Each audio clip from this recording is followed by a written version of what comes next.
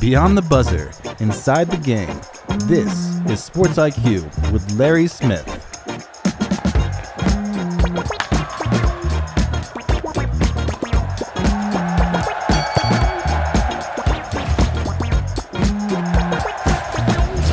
And a happy Monday to you here. Sports IQ with Larry Smith. Glad you're with us. Hopefully you had a good weekend. A lot of the country cold. I woke up yesterday to a wind chill of -9. I'm like, I'm in Kentucky. What is this? Like, Chicago in February? What are we doing here? But made it through. Coming to you today from Atlanta. I'm in town. I think I mentioned last week in here. Every year I get a chance, and it's a real privilege to do play-by-play of the Georgia High School Football Championships. And so coming to you from Atlanta this week while we take care of that. And great matchup today, by the way. Young man named Caden Prothro. He is a 5-star receiver headed to Georgia. His team Bowden going for the 4-peat. So that's my world right now. And so I invite you in it. So anyway, we'll be coming to you from Atlanta this week. Man, a great show today. Volleyball coming up. The Final Four is now set in the NCAA, looking for a college volleyball championship. Lee Feinswag, he is with 900 square feet. That's the only all volleyball email. And he will be joining us to break down the Final Four. And by the way, a Sunday that was ridiculous. We'll talk about that in a minute. And then Matt Morrison is a former colleague of ours at CNN Sports, and who had just a tragic situation. His teenage daughter was just an outstanding athlete. Ended up dying she had a brain tumor, developed a brain tumor, and passed away at the tender age of 18. He's recently written a story about her life and telling her journey. And so we cannot wait to join Matt, our friend, in just a little bit here in the show. So a really good show. By the way, he's really good. It's a great story, and hopefully you'll stay tuned for both of those. Let's get to the NFL right now. And a terrible scene on Sunday. We always hate to see any player go down to injury, but somebody like Patrick Mahomes that we have followed for the past decade and arguably is the best player in the game today. 3 rings, 2 MVPs, and all that before the age of 30. If not the best player, certainly the best quarterback. Well, on Sunday, Chiefs playoffs hopes fading a year after the team got every break they needed on the way to the Super Bowl before they fell to Philly. This season, it seemed that every break went the other way, and that happens in football. We've seen it before. Sunday, down 3 to the Chargers, knowing they needed a win to keep their playoff streak intact. Mahomes tried to will his aging team to a field goal with 20 seconds left in the game. A scramble, which we've seen him do hundreds of times, this time ended with the quarterback crumpled on the ground, clutching his knee. Mahomes tearing the ACL in his left knee. So the Chargers going to win 16-13. And by the way, that eliminates Kansas City and Mahomes from the playoffs. Mahomes off to have surgery in the knee. Average time for a player to come back from any ACL injury is really 9 to 12 months. So he may miss the start of the 2026 season. We will see what happens, but no Kansas City in the playoffs. It will seem weird in January not to see the Chiefs and Mahomes working his magic in the playoffs. Meanwhile, in Denver, another superstar would also see his season end early. Micah Parsons. The Packers gave up 2 first-round picks, paid over $180 million to also went down late in the game with the Broncos. This was your typical non-contact knee injury. Parsons making a move on Bronco QB Bo Nix when his knee gave out. He grabbed for the knee immediately, and you knew it was bad. He'll have an MRI today, but the team almost certain that Parsons also tore his ACL and will be out of action until sometime, again, during the 2026 season. By the way, the Packers end up losing the game to the Broncos, 34-26. Denver, 11 straight wins. Sean Payton has them cooking out there in Denver here in year 3 for him. It looked early yesterday like the Patriots would put it into the Bills' 5-year reign atop the AFC East. New England racing out to an early 21-0 lead over the Bills. At one point, the Pats had outgained the Bills 145 to 5 yards. Yes. At that point, Josh Allen, well, he stepped into a phone booth. Kids, ask your parents. Took off his jersey, revealed the large S sitting under it, and proceeded to keep the Bills' division hopes alive for at least another week. He went 19 of 28 for 193 yards. With 3 scores, and James Cook running for 22 times for 107 yards, a couple of touchdowns as well on the ground. Dawson Knox, 2 touchdown catches for the Bills. They avoid being swept by a division opponent for the first time since 2019 and move within a game of the Patriots. Buffalo, of all the ups and downs they've had this season, 10-4 now, and they reached 10 wins for the 7th consecutive season. Again, hope is alive in Buffalo. The Eagles had dropped 3 straight games. Suddenly looked very average in the NFC East, but Much like chicken soup can cure a common cold, a visit from the Las Vegas Raiders. Just what the doctor ordered. In fact, I saw a copy of the prescription. It said, play the Raiders on Sunday. And there you go. They took care of things. 1 week after having his worst game as a pro, where he threw 4 picks and lost a fumble, Jalen Hurts threw 3 touchdown passes. Saquon Barkley had a 2-yard run for a score, and the Eagles snapped that 3-game slide with their first shutout in 7 years, 31-0. In fact, the Eagles defense held the inept Raiders offense to just 75 total yards on the day. Now, Las Vegas, they've already fired their offensive coordinator. Maybe he wasn't the problem. 75 yards total on the day as they get shut out. C.J. Stroud threw for 260 and 3 scores as the Texans rolled over Arizona 40-20. Houston, after a slow start this season, has now won 6 in a row. They now look like a team no one is going to want to play in the playoffs. Speaking of playoffs, the Cowboys' playoffs hopes are now on full-fledged life support after last night. J.J. McCarthy throwing for 2 touchdowns and running for a 3rd score. C.J. Ham had the go-ahead touchdown in his first carry of the season. Minnesota putting Dallas on the brink of elimination with a 34-26 victory in Texas. Dallas has now lost back-to-back games, and now they have to win their last 3 and hope the defending Super Bowl champion Eagles go 0-3 in order for Dallas to overtake the Eagles in the NFC East. With their record, they're not going to get the wild card. Caleb Williams throwing 2 touchdown passes. The Bears beating Cleveland 31-3 in one of the coldest games ever at Soldier Field. And that's saying something. Again, this is mid-December, right? The win, coupled with Green Bay's loss in Denver, moves the Bears back atop the NFC North race. Tyler Shook is making sure that the Spencer Rattler era in New Orleans is truly over. He led the Saints to scoring drives twice in the final 5 minutes. The second capped by Charlie Smith's 47-yard field goal in the final seconds. New Orleans pulling out a 2017 comeback victory over Carolina. The Panthers dropped back into a tie with Tampa for the lead in the NFC South. By the way, Carolina and Tampa, again, meeting twice in the last 3 weeks of the season. Now, we talked a lot about Phillip Rivers coming back after a 5-year absence. It didn't turn out the way the Colts would have liked. So Rivers, 44 years old, being called off the sideline of his high school team, comes back. He already knows the system there with the Colts coaches, and was 18 completions, 27 attempts, 120 yards. But the Seattle defense held Jonathan Taylor in check. Kicker Jason Myers, who stole the show, he kicked a franchise record 6 field goals for Seattle, including a 56-yarder with 29 seconds left. The Seahawks outlasting the grandpa, old man Rivers, and the Colts 18-16 to get the win without scoring a touchdown. In L.A., the Rams had their way with the Lions defense, outscoring Detroit 41-34 in a wild affair. Matt Stafford throwing for 368, threw for 2 scores as well. His counterpart, Jared Goff, 338 yards and 3 touchdown passes. Remember, these 2 quarterbacks a few years ago were traded for each other.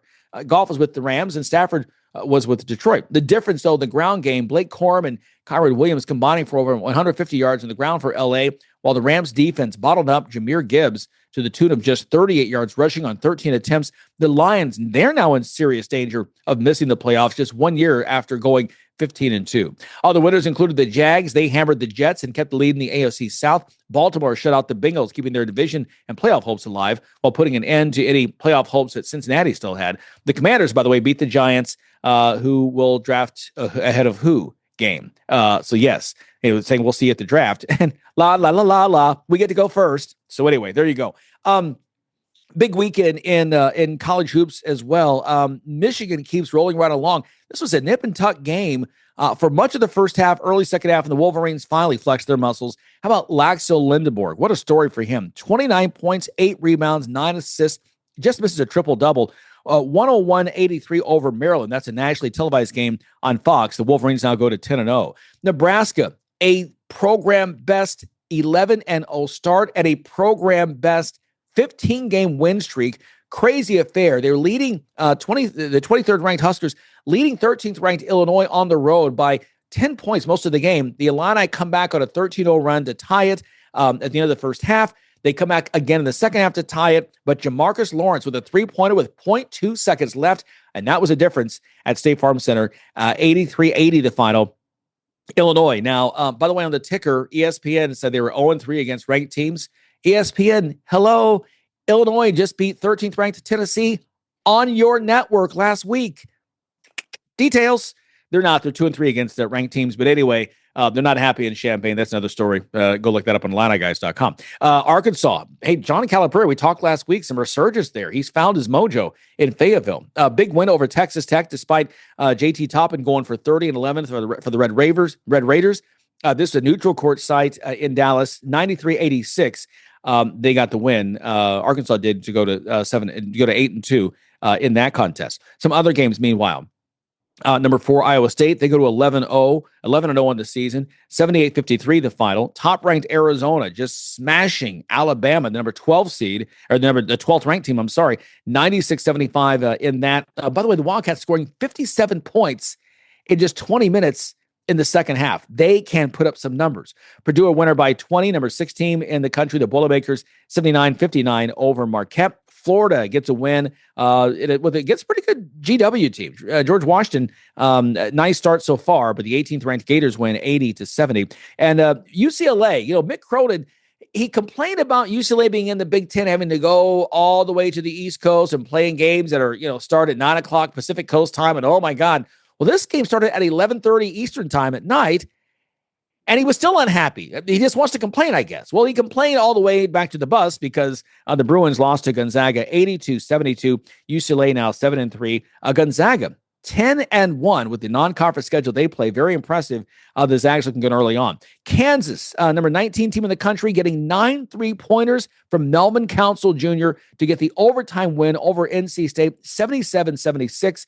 36 points for Council in that game. In college football, no surprise here, Indiana's Francisco Mendoza getting the Heisman Trophy on Saturday night, the first Indiana Hoosier ever to win that. He threw for 2,980 yards and 33 touchdowns on the season to help Indiana to a 13-0 record. Vanderbilt's Diego Pavia really showed himself afterwards. The quarterback finished second. I'll let you look that up. We're not going to give that any air. Dude, come on, really? Let's grow up. The Love player for Notre Dame finished third. Jeremiah, thank you. Jeremiah actually it was third place. And then Sayin Kid from Ohio State finished in fourth. So there you go. NBA Cup quickly. It's the Spurs and the Knicks setting up in the finals on Tuesday. Love that. And one final note, Paul Wiggin passing away on Friday. He's a college football Hall of Fame player and coach, 91 years old, the 4th oldest living Hall of Famer. Here's the thing. He was the losing coach on the play back in 1982. He was John Elway's coach, Stanford and Cal returning the kickoff through the Stanford band.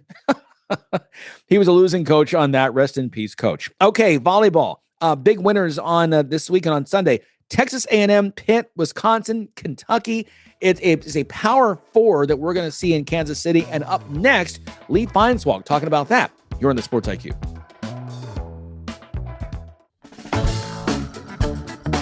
You're listening to Sports IQ with Larry Smith.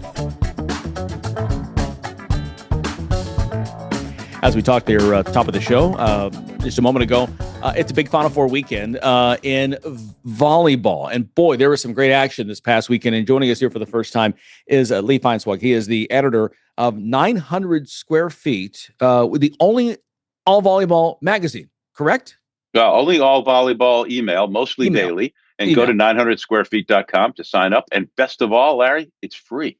There you go. You get tons of great information, nuggets, personal stories, and you can overdose on volleyball at 900 Square Feet. Yesterday was Sunday was so significant because ESPN and the college volleyball world was able to follow the trail set by the NCAA women's basketball television situation, which was the 3 p.m. Sunday ABC slot. Okay, remember basketball started that a few years ago. Well, volleyball's jumped in there. Let me tell you something.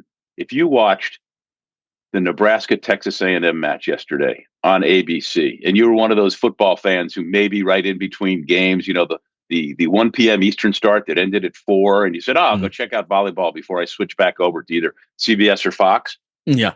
You didn't go back to the football because it was absolutely gripping entertainment, sports at the highest level. So Nebraska has become like the New York Yankees of college volleyball because of so many things. The name recognition from the 92,000 seat attendance outdoor match that got into the consciousness for a lot of people. Mm-hmm. And it's a traveling road show. Wherever Nebraska goes, crowds, the flock, they wait online, the arenas sell out. It makes no difference. Well, this was maybe one of the top 4 or 5 greatest regular season teams in history. I mean, these guys were undefeated, 33-0. They barely lost sets. Nobody could challenge them. I mean, they in the regional semifinal, they dispatched number 16 Kansas, and I mean, it was just they crushed them. So here they got Texas A&M, really good program, seeded 9th, and it was all that and more. Athleticism to the max, gripping drama. A second, the fourth set that went 37-35 and a 25-point. Right. You win at 25, but you got to win by 2 unless you just go forever. And it was just spectacular. So it lent further credence to the idea that there's some parity and that anything can happen at any time, just like in any sport. And because it was Nebraska, so many people tuned in. So I'm hoping there's a residual, a lot of people say in volleyball, oh, the rising tide lifts all boats, which I'm getting sick of hearing, but there I went and said it because it's probably true from Sunday. Exactly. And you're exactly right, because as I mentioned at the top of the show, I was traveling yesterday and didn't get a chance to watch anything because I was on the road. I get to my hotel, I get settled in and look up, and that was the first thing I looked for, was I wonder who won today, and could not believe. I mean, Nebraska was, I already had them in ink, right? And in my bracket, I had to go through and scratch them out. That just was huge. And like you said, it's great. It's great for volleyball. It's like the Caitlin Clark effect, right? You're right. It's the 92,000. You're like, you know what? I mean, listen, and this is at a time when Nebraska football, I mean, I'm tongue in cheek here because they always put 92,000 in the seats no matter what, but they're not doing what they did, 25 years ago. So, but hey, Nebraska until yesterday, I'm pretty sure this is correct, was undefeated in men's basketball, women's basketball, and volleyball. I think that's this right. Season. Yeah. They're having an unbelievable sports surge. And then, the ties that bind us in college sports, the Texas A&M athletic director is Trev Alberts, who left Nebraska to go to Texas A&M. Right. And I mean, he did not hire Jamie Morrison, the coach there, who's done such a great job. And just real quick, because I'm looking at it here in my notes to make sure, because if we don't say this, it would be remiss of us.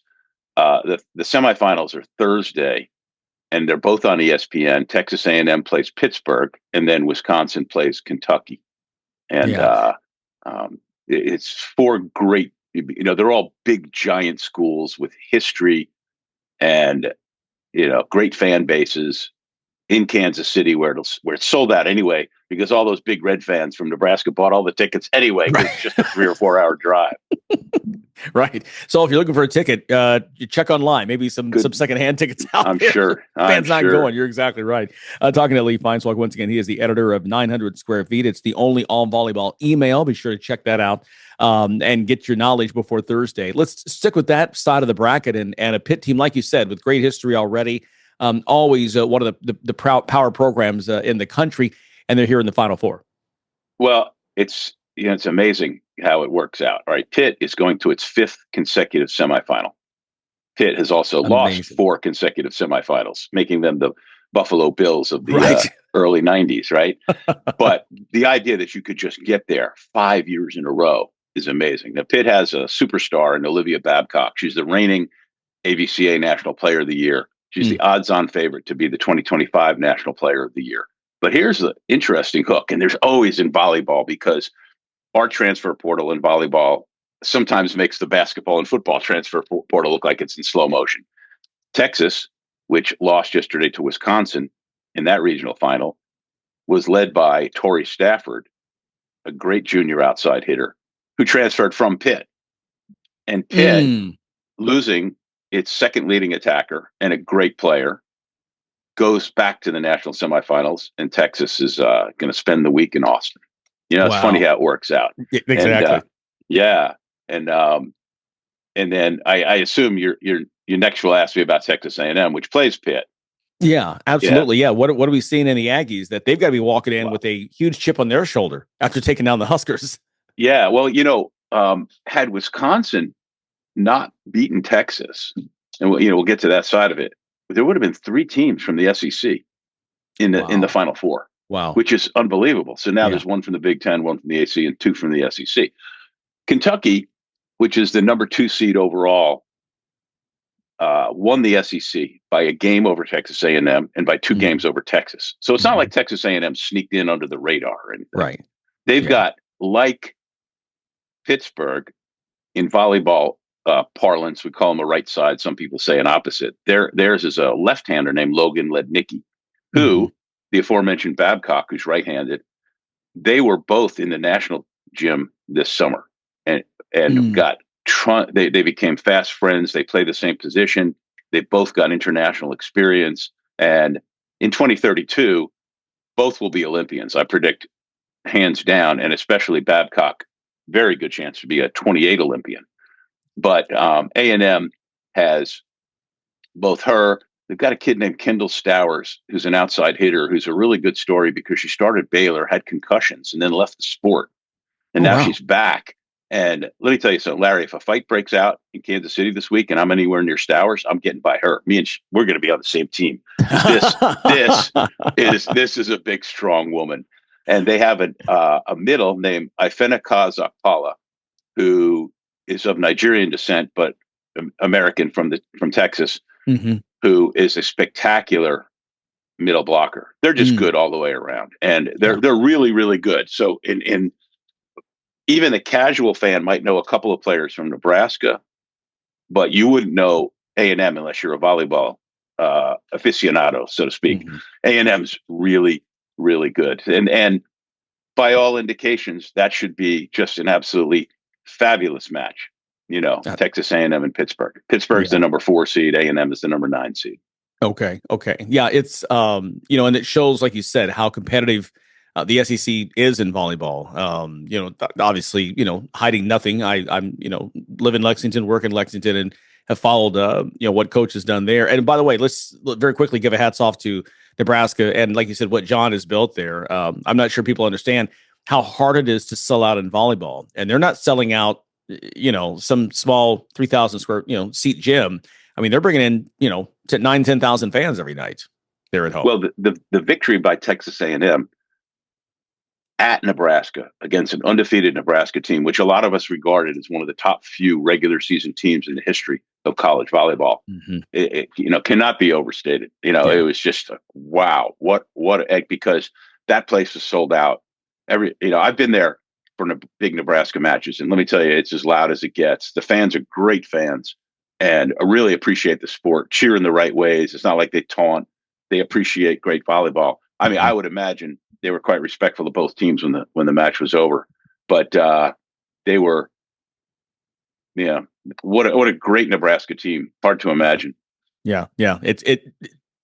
Look, we love to see the 4 teams there. All 4 deserve it. But like you said, when you see that kind of run, not that you and I talked in the break, we've covered these kinds of things for a long time.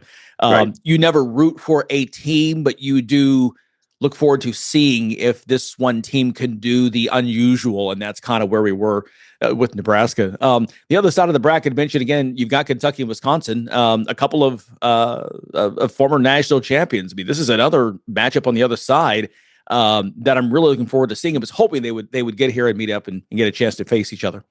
Yeah, no, this is really interesting because Wisconsin coach Kelly Sheffield and Kentucky coach Craig Skinner are both from Muncie, Indiana, which is also the hometown of Dave Shondell, the Purdue coach, who is a very possible national coach of the year for us. Dave's younger brother John is one of Kelly's assistants, so the Muncie ties go strong. Yeah, Kentucky, of course, won the spring 2021 national championship of the COVID year with a great team, and interestingly, one of the assistants right before then who helped load up that roster for Kentucky is Texas A&M assistant Lindsey Gray Walton. So, wow. Yeah, our ties that bind. We're quite incestual and 6 degrees of somebody in volleyball. But Kentucky has a Purdue transfer named Ava Hudson, who is the SEC Player of the Year. She's an outside hitter, and she's a spectacular player, strong and powerful. the other outside hitter was Brooklyn DeLay, who was the 2024 SEC Player of the Year. Mm-hmm. Right. So let's see. We got the SEC Player of the Year. We'll bring in another one and make her the SEC Player of the Year. And they are the combination of the two best pin hitters that pretty much anybody can remember for a long time. Kentucky's got, you hear this word a lot these days, grit. But I mean, some of these teams are like cockroaches. You just can't kill them. Kentucky has won magnificent reverse sweeps. And what I mean by that is a team that goes down 0-2 and then wins in 5 sets. Texas A&M did that to Louisville in the regional semifinals, which is, I mean, it's just almost incomprehensible. But Kentucky's loaded, great setter, great libero, strong all the way around, super, super well coached, and just always right there. And then Wisconsin, which won the 2021 national championship in one of the great matches. It was a 5-setter against Nebraska that I think brought a lot of fringe fans into the sport because that was such an epic, fantastic championship match. Wisconsin's got an outside hitter, and stop me if you've heard this before, a transfer, first-year transfer, Mimi Collier from Oregon, who, in her case, the Oregon coach left for Kansas. The next day, she was already signed with Wisconsin. These things happen fast. Yeah. And but Collier is another player who, in the case of the Jordan Larson 900 square feet National Player of the Year award, she is definitely in contention there. I mean, she's big time, and they have balance. A young setter named Charlie Furbringer. You volleyball geeks will know of her father Matt, who not only coaches Love Madison, but also is quite an accomplished player himself, but an Olympic assistant coach. And her mom was a great college player. Charlie was out for a while this year with a shoulder injury. Wisconsin struggled, and since Charlie's been back, they've won 13 in a row, I think 12 in a row under her, and they're a whole different team. And when they got seeded 11th, you knew that this was a top 5 seeded team, but didn't deserve it because of the overall record and the circumstances that go along with it. So Wisconsin's hitting on all cylinders and then some. And it is like you said, it's amazing to go through and to see the talent that's here. Like you said, they're upsets, but at the same time, all 4 bring their bona fides to Kansas City. Well, I've got about a minute left here. How do you see it playing out this weekend? Who's your national champion? Larry, this goes back to all those days when I was a college basketball writer, and I thought I knew as much about the sport as anyone.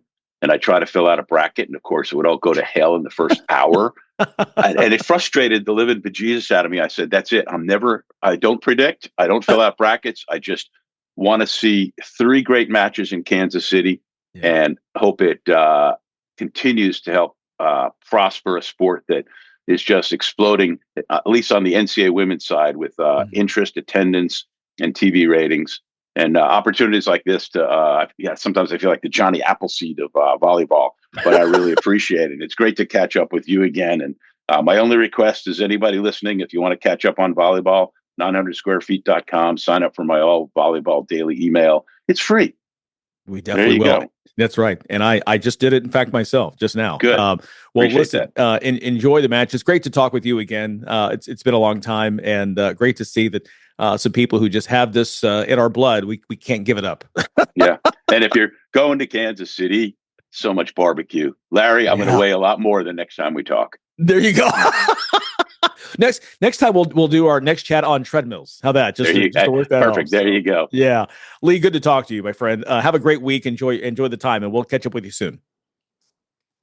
Thanks so much for Lee joining us. Lee Feinswalk, once again, he is the editor of 900 Square Feet. As you mentioned, it's the only all volleyball email. Be sure to check that out. And the semifinal games again Thursday on ESPN. Okay, quick time out right now. You're on with Sports IQ with Larry Smith. Back with more after this. You're locked in to Sports IQ with Larry Smith.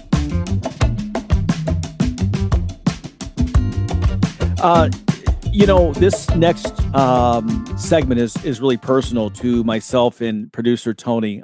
Matt Morrison is somebody who, a great college athlete, played baseball at UCLA, turned that into a sportscasting career, long career that he worked with us for several years at CNN Sports, and fantastic guy, great family. 3 kids, and 2 of them still here with us. and one here with us in spirit. And he's written a great book about this, detailing the journey that he and his family took. It's called Touched, the Maren Morrison story. And with that, Matt Morrison, we are thrilled to have you here on the Sports IQ, my friend. How are you? I'm great, Larry, and it's terrific to see you again and hang, and it's like old times. But you and me, Tony Cordero, go back a long way, and I'm thrilled to be able to be the first guest, to have me as the guest for the first time to discuss Marin's book. It's a known story, but it's taken 15 years in development and the last 12 years writing it and last year publishing it, or editing and publishing. So it's been a long time coming, and you were there at the outset of the beginning of it. Yeah. It was full disclosure. Matt and I, again, like you said, friends going way back. When Maren first began to have some health issues, she had surgery, and my wife and I surprised you and came by the hospital just to offer support and prayer, and obviously followed her journey all the way through. Why don't we start with kind of, let's just say, first of all, she was a fantastic competitive swimmer, was headed towards a fantastic career. When did you first notice that there was something was amiss with Maren? Well, to begin with, she was diagnosed with epilepsy when she was 2 years old. So we had from toddler on, we had medical concerns all the way through. She was diagnosed with a brain tumor at 14. This was at the culmination of her freshman high school season, where she was, one of the best in the state of Georgia. And some symptoms developed that were just undeniable, and a brain tumor was diagnosed when she was 14. And she was a terrific swimmer. It was definitely Olympic trials caliber. She was right on the cusp of that at 13 years old.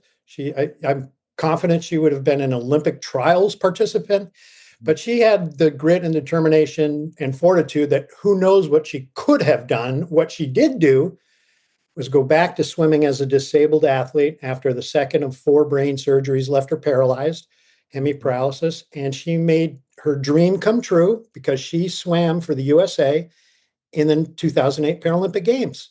And it was very inspiring and a hell of a journey. And it's a tragic circumstance, but it was an incredibly inspiring story based on her personality.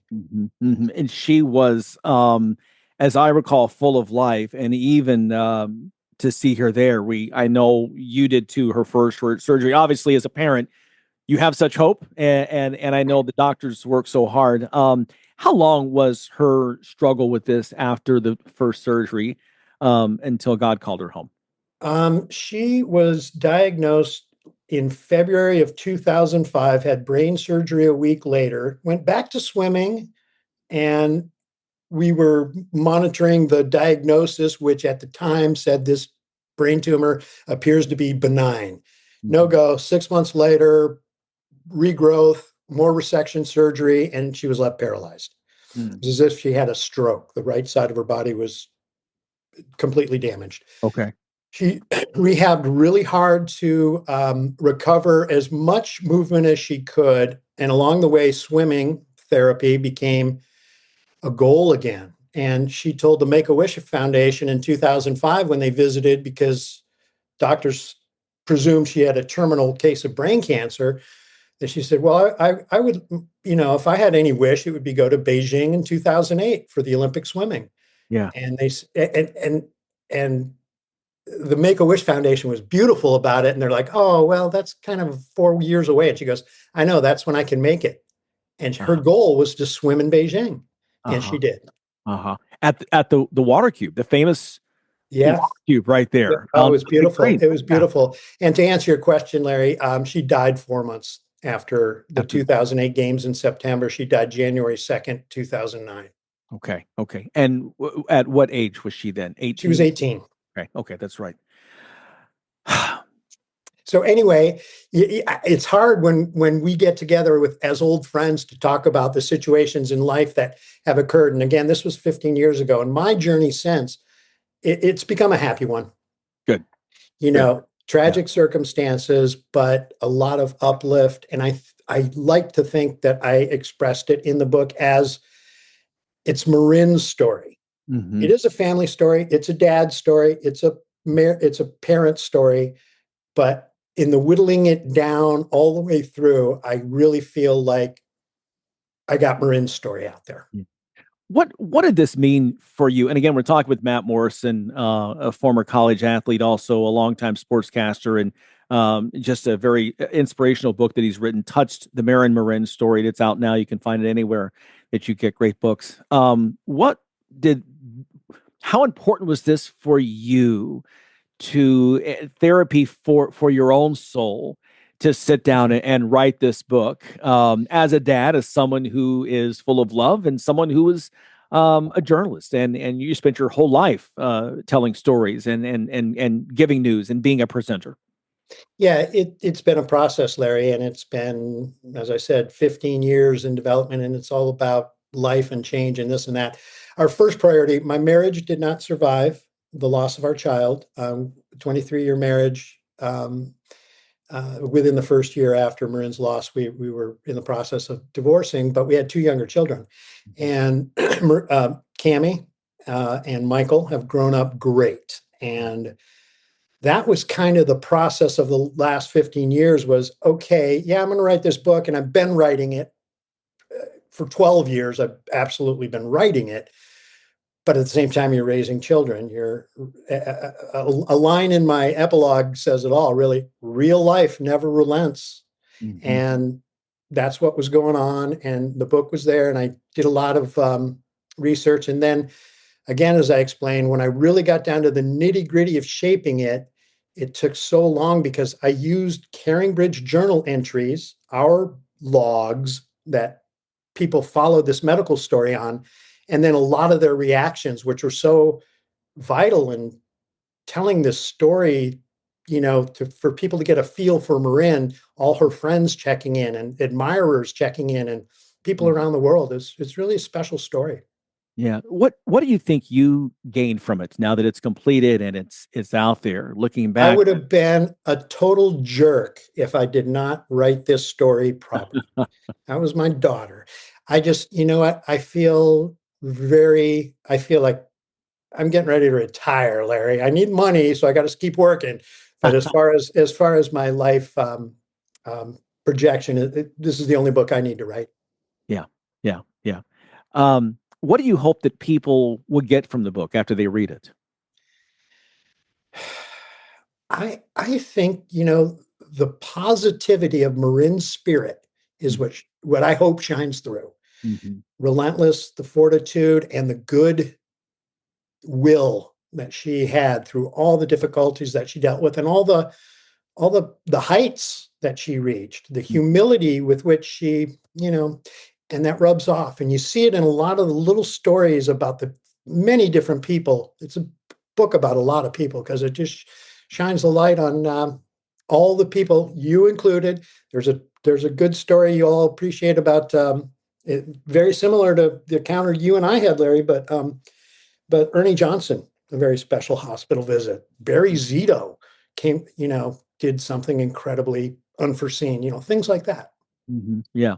Well, I know that all of us, we would try to stop in, and I know even I mentioned to you, I would say, look, this is very personal for you. And even though we may not visit often, know that you are in our hearts every day. And we pray for you every day and for Marin and your entire family. It's been wonderful to watch you over the years and the pictures of your kids. I have not seen as much of your daughter, but one thing that did stick out is your son went on to play some college sports as well. And as soon as I saw the announcement, I went, just like Dad. There he goes. Michael's grown up great. He has delivered us our beautiful granddaughter, Lainey Glenn Morrison, a year and a half ago. Mike has an all-time college football record that shall never be broken. Okay. May I brag on my son? Absolutely. He went to Division III, University of Chicago. He was a smart kid. And on his first play from scrimmage as a defensive back, he got an interception. Wow. That can't be broken. Yeah. You gets no better than that. He played 2 years of football at Chicago, and then he transferred back to Chapman here in Orange County, and he played 2 years of lacrosse and became a dad. Yeah. Yeah. I remember that he was in high school as a star in both sports, if I recall reading that correctly, right? Both football and Yeah. He was good football, good lacrosse, and good young man. Better than that, a good dad and father, so and husband. So good deal. How did this, as you know, again, as a, I'm seeing this through the eyes of a parent, how did this, I know you've talked about how it affected you and your wife. What was the impact of Marin's loss on your kids? And how do you think, this may be therapeutic for them as well to kind of get this story out there that the family endured? Yeah, I don't know what the impact is yet, because I don't know what either of my children's reaction to reading the book is. I know my son has not quite read it yet. I do not even have the proper copy of the book in my own hands yet. So they're just now getting out there. So thank you for promoting it with me, or just at least getting the word out there. Sure. Yeah, that was a very sensitive portion of publishing this, was how are my kids going to react? But I just had to tell the story the way I knew it. And my goal was to make it Marin's story. When I first started writing it and came out of the gate with a lot of words, I sent some sample chapters to agents and publishers. And the feedback that I took from, a little bit of feedback was, hi, can we know more about Marin? We realize you were in the sports world and your kid was a swimmer, but what about this girl? So I spent the next 10 years shaping the book to try to, okay, are people going to know Marin? And I do think I accomplished it the best I could. Very difficult. She had speech. She couldn't communicate very well, but there was so much more about her that I hoped would come out in this, and I think it has. Yeah. There are people who will hear this, and either they or they know somebody who may be going through a similar situation with a loved one, with a child in this. What advice would you give to them? Someone that has their child go into something it's an unknown, and it's scary. Yes, it is. Interestingly, that's a big theme in the book to me, even if it's subtle, is you start to realize how many people are dealing with special needs children and you don't know about them. Yeah. And there's a lot going on out there. And when you feel that community of, oh, they're suffering too, I can help them, they can help me, you start to realize there's a big web out there. And that's a big theme in this book, is that there's a lot of people out there that are raising a special needs child or a sick child or have lost a child. And, you learn that when you go through it, and it's special, Yeah. Yeah. Well, my friend, it's good to see you. I appreciate your vulnerability. I appreciate your trust in myself and in Tony and Josh to get your story out there. I can't wait to sit down and read it. I can't wait to tell people about it. I hope that it does well for all the reasons that it should. And man, I appreciate you taking the time to do this. Like I said, what a great, wonderful work as a father, as a man, as a human being, and somebody who cares about others. So we appreciate you doing this, and appreciate you taking the time with us as well. Larry, I appreciate you, my friend, and Tony as well. You guys are great. Yeah, as far as I'm concerned, as long as the story goes out, I don't care what sells. If you buy one copy and give it to 10 people after you read it, just Marin's story speaks for itself. And I'm just really proud that I feel like I did her justice by getting it out there properly. Absolutely. Absolutely. Well, my friend, thanks again. And hopefully let's not make another 20 years before we talk again. All right. I'll try to do something great again to get on your show. There you go. We'll do that. So no, we've talked in 20 years, but not. All right. Well, I did send you guys a copy, and there is quite a bit of CNN stuff in there, so you'll enjoy it. Excellent. Matt, my friend, thanks so much. Love to your family, and all the best. Love you too, Larry. Love you, Tony. Happy holidays, everybody. Happy holidays. Thanks so much. Matt Morrison, once again, great story. Just put out his first book, and it's a special one, Touched, the Marin Morrison story. It is it's published. It's out. Go to Amazon, wherever you find your books, pick this up. As we talked about, getting a chance to know Marin a little bit during early on in her struggles. This is a story that I can guarantee you is a must read. It is something in there for everyone. Okay, we appreciate Matt's time as well. Okay, Sports IQ with Larry Smith continues after this.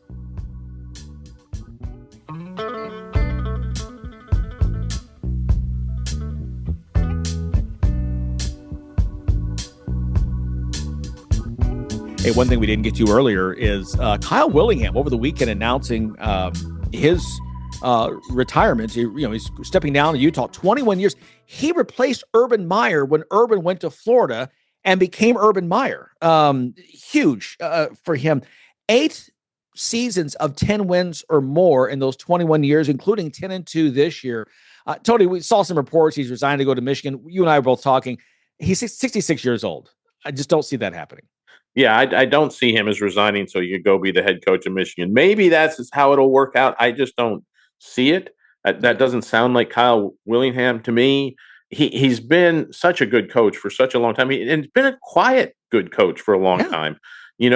Look, before Urban got there, nobody really thought of Utah football as other than another stepping stone in the Mountain West Conference, which is where they were at the time. Right. He oversaw them going to the Pac-12, then going into the Big 12. Mm-hmm. When that kind of fell apart, he's always kept them among the leaders of both conferences quietly. You don't see a lot of high-profile 5-stars deciding to go and playing football in Utah. Right. But he keeps them competitive. They play good, hard-nosed football. So hats off to him. If he decides to walk off into the sunset, great job. Enjoy your retirement. Hopefully he's got a bunch of grandkids he can tell stories to and have fun with and just enjoy, his life at this point. Because, absolutely. College football is pretty stressful endeavor as a coach. Yeah. So I'm sure he's got some time he wants to make up to the family. Yeah. It's a 365 job, done a long time, married to his wife, Jamie, for 42 years. So love it for him. How about the Heisman Trophy winner? No surprise there. Fernando Mendoza, the Cal transfer, speaking of the former Pac-12. Of course, last year in the ACC, came on big in this. First Indiana Hoosier to do this. Look, I love the story. They've had a great season, and it's one of the great stories, not just in this year in college sports, but really in college sports overall, considering where Indiana football has been perennially. Yeah, I mean, if you look 3 years ago and somebody would have come up to you and said, hey, in 3 years, Indiana is going to be undefeated, number 1 team in the country and have the Heisman Trophy winner. You go, okay, hang on, I got to go get a straight jacket for you. Stand right there. Don't move. I'll be right back. Right. Going to go get these guys over here. We'll take you someplace nice and quiet. We'll talk. We'll have some tea. It'll be okay. Yeah. But Indiana has become the pinnacle of college football, and good for them. It's great for that program, great for their state, great for all those alum who've been following Indiana sports for these many years to see this football team. He deserved it. He had a fabulous season, and he did it in the biggest games. He showed up, showed out in the biggest games. My hat's off to him. I thought he did just a fabulous job this year. Hopefully he can continue that on into the pros. Who knows? It doesn't really matter, because this is about being the best at one season in college. And Francisco Mendoza was that, no doubt. Yeah. And we've talked about it now. The 7th Heisman winner out of the last 9 to have transferred. The only 2 Heisman winners during that time that did not transfer, both came from Alabama. So there we go. And love the Indiana teammates on their own dime who flew to New York to be there to celebrate with him. That was a really cool scene that somebody captured that video, put it on social media. Illinois State, by the way, in the FCS level, another big win. They move on to the semifinals. How about the Redbirds? That's great what they're doing up there in Norman, Illinois. And then finally, Tony, I want to get to very quickly, Arizona basketball. Huge win over the Tide, a very athletic team. Listen, the West Coast teams don't get a lot of love. It's been almost 30 years, 97, the Arizona Wildcats. Last time we've had a team west of the Rockies win it all. But Arizona looks really good right now in what's going to be a very, very competitive Big 12. Yeah, they're just a very strong, very well-rounded team, very well coached. Hats off to those guys. 5 ranked wins so far. Wow. And Larry, the other thing that I saw in one of the games, this is the most ranked games that we've had in the early part of a college basketball season since 1995. Wow. If you're a college basketball fan, you ought to be loving this month. Now, you're going to have a couple weeks here of guys being off and playing nobodies. But, man, when conference time heats up in early January, it's just going to be a great college basketball season. Hats off to the boys in Arizona. They are doing a fantastic job. Yeah, and I love the coaches have done that, have scheduled these games. It only, a couple of extra losses on your record, but it only makes you stronger for later in the year. It was an anomaly last year where Florida, North Carolina was down. That was the one big game they should have played. They go into conference play undefeated, but having not played a ranked team yet, that worked out well for them. But I think that was the outlier more than the norm. Okay, our moment of awe is up next. Fans of big sports radio and sports spectacular podcasts have a new home on the Chief Sports Network. Find your favorite programs and content all in one place by downloading the Chief Sports app in your mobile device. Created in South Carolina, the Chief Sports Network is the home of an expanding network of live and podcast format programming. It is also the home of one of the leading national college football podcasts, JC and Morgan, hosted by ESPN's Mike Morgan and 24/7 Sports' JC Sherbert. Download the Chief Sports app for free and find all of your favorite programming under one easy umbrella. Thanks to all of our markets for your loyal support of Big Sports Radio and our Sports Spectacular podcast, and we look forward to connecting with you anywhere in the world on the Chief Sports app. Checking with the judges, and they said actually that's Kyle Whittingham, the coach of Utah. Sometimes the tongue gets in the way. All right, time now for a moment of awe. A great one out of Louisiana high school football. Tyler Miliato, the kicker, missing an extra point with 37 seconds left, and that keeps Archbishop Shaw in the hunt for his second straight title. But then crazy things happened. St. Charles had a couple of timeouts after the onside kick. So they used those, and then a player for Archbishop Shaw takes off his helmet. That's a penalty. Clock is stopped. They punt. It only goes 8 yards. Miliato steps up again. 44-yard field goal. Nails it. And so St. Charles, the improbable 23-21 victory, and Miliato goes from the GOAT to the GOATs in school history. And that's your moment of all. Hey, thanks to Lee Feinswalk. Thanks to Matt Morrison. Thanks to you as well. Be sure to check those out. Touch the Maren Morrison story. Get that book and check out Lee as well. 900 square feet, the only all volleyball email. Good stuff there. We'll do it again tomorrow on Tuesday here on the Sports IQ. Thanks for listening to Sports IQ with Larry Smith, Monday through Friday. Continue the conversation at Sports IQ LS. We'll see you next time.